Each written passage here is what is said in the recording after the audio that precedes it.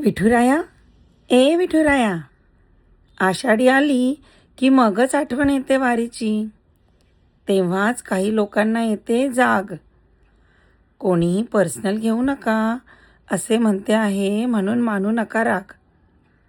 विठुराया, या तुझ्या जुन्या नव्या भक्तांना, आपल्या मुलांना जरा चांगल्या गोष्टी शिकवायला सांग.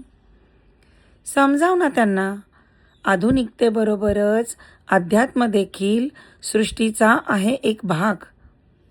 या धर्तीवर बॅलन्स ठेवणे किती महत्त्वाचे आहे.